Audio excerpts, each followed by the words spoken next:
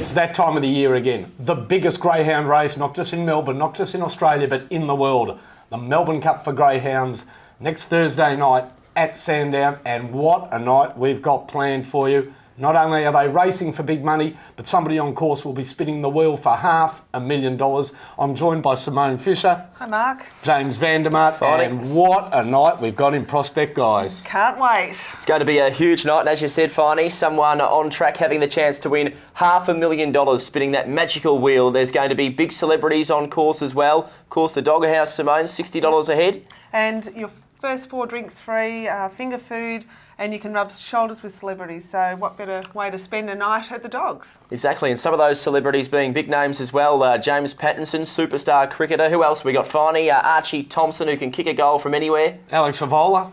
Bianca Chatfield and Jamie Rogers, of course. Some big names indeed. Well, some big smiles as well. Exactly. Apart from that part of the night, there's also a very big race on, Finey, and let's have a look at this box draw now for the TAB Melbourne Cup, starting with greyhound number 1, that being Shifty Sticker. Shifty Sticker. Very impressive win in a heat last outing.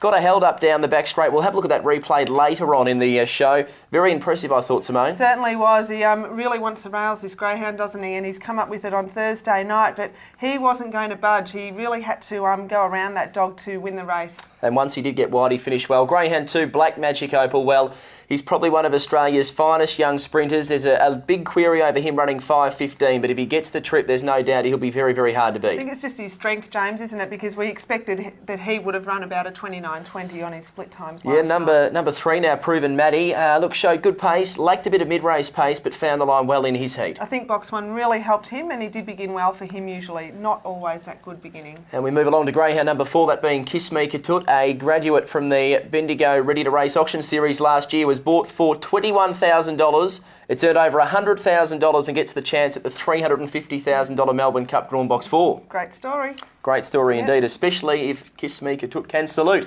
Number 5, Hawker Lone. He's been racing in tremendous form, a winner of his past 2 at Sandown Park, racing well. It was a surprise, but gee, when you look back through his form, he ran 3rd in the maturity, so in the context of it, probably not a surprise. Exactly. And greyhound number 6, Peter Rocket, he's been in superb form of late, of course, placed in the Top Gun, won the Group 1 Megastar a couple of months ago. Draws box 6, probably not going to be an easy assignment for him. Probably not, but he did win the Megastar from box 6, but like the Helmless always would like, an inside draw for that greyhound. That's where we see him at his best, but look, he's just such an honest chaser. If he gets a good position in the race, anything can happen. And a greyhound number 7, Dinah Beth. Look, she was fortunate to get to the front, and there was a lot of trouble behind. She was the slowest heat winner by far. She's going to need a whole lot of luck drawn 7. She probably will. It was a rising class for her, but a great win all the same. And Iona 7, drawn out in box 8. I think really well drawn out there in box 8.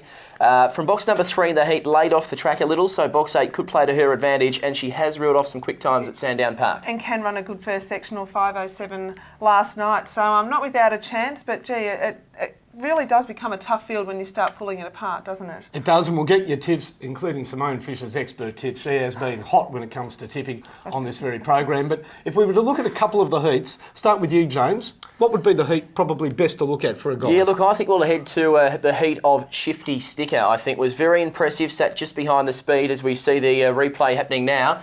Look, just to sit second down the back and really wanted the inside as well. Fearly Rain number 3 as we see taking the lead and going clear down the back. And this check as we see coming up here, Shifty Sticker being that lost all his momentum, he was held up, but to come to the outside and finish the way he did, Simone, was outstanding. It really was, and like the trainer Paul Anderton mentioned, a few weeks ago he was running in grade 5s at Shepparton, and now he finds himself with the red box in the Melbourne Cup field, and I really think he's a big chance. He's not going to be as quick early as Black Magic Opal, but he certainly can muster that pace and drawn where he wants to be. He will not budge off those rails, I can assure you. Exactly, and finally, you like one as well. Well, I like Black Magic Opal. Leading is often winning in big greyhound races. The 10.90 run home needs to be improved upon, but I reckon it can be improved upon. Let's have a little look at the run of Black Magic Opal. Breaks the first mark record at Sandown. Have a look at this. Also equals the second sectional mark, and I guess that's what we thought he might run a 29.20, didn't we, James, when he was running so quick first and second sectionals? Look, he's had a very similar route to the Melbourne Cup as Got a Moment, prepared by Jason Thompson last year, and as we see here, he's showing fantastic early pace, great mid-race pace. It's just that last 100 metres that he does wilter a little bit, but no doubt second run back this campaign over 500 metres, he'll be a lot better for that run. And that in mind, you might be spot on there, Finey. He might be one that's going to be very hard to beat. But in saying that, he's a short price. Well, it's time for selections. And of course, half the people on course are going to be there to see the Melbourne Cup winner. The other half are going to be there to see your hairdo, James. I just want to make a point of it. Well, it has been a little bit erratic over the last couple of weeks. The Melbourne weather, the windy, gusty conditions they've been...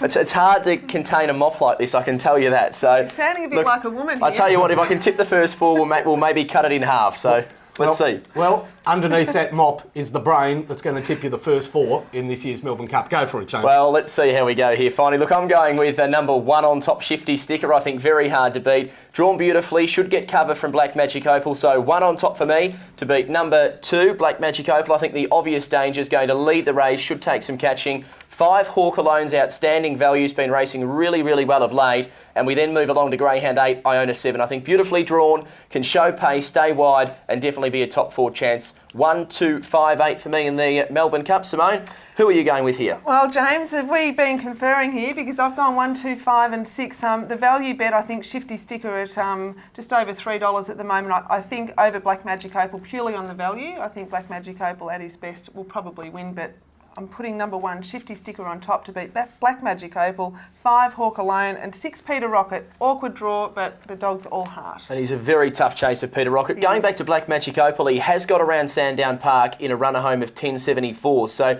if he can repeat that with that same kind of pace, he's going to be awfully hard to beat. And is that why, Finey, you may like the Black Magic? Absolutely. Gets out in front. If it can run 10.74, the run home, that'll be enough to win the race. But Shifty Sticker, it would be a great story. Paul Anderton's been in the sport for 3 decades. This is his best dog. I've got it for second, 2 on top, 1. Big value for third. Little Dinah Beth out in the 7. She actually can go 5 even to the first turn. If she lobs second, she might be able to hold on to third. And Hawk Alone, a tough greyhound for fourth. 2, 1, 7, 5. They're my tips. But my tips ain't worth confetti because I'm sitting next to the number 1 punter when it comes to tipping in Australia. First 4 in order in the Geelong Cup. I know, pressure's on, isn't it? And a $500,000 quaddie guaranteed on Thursday night with TAB. So really trying to find some winners, James. Yeah, and it may pay to follow your selection, Simone. Of course, tipping Dinah Nayland to victory in the Top Gun as well. $16 into $9 was a huge move. So Simone's on fire. Thursday night at Sandown Park. Don't forget there's the Group 1 Bold Treese as well. That's going to be a superb staying race as it often is. Of course, last year Maat winning that race. And a really good support card as well with a best 8 over both 5.15 and 5.95. So make sure you head to Sandown Park, Finey. It's going to be a huge night of racing. Not a huge night of racing. The biggest night of racing of the year anywhere in the world. We've got $500,000 for the Greyhounds to win. 1 lucky on-course punter is going to have a chance to spin for $500,000. Go to superdogs.com.au for more details. Free entry for everybody on course. It's a huge night. I'm taking you for luck, Simone. I'm going to be there and I hope to get a huge winner.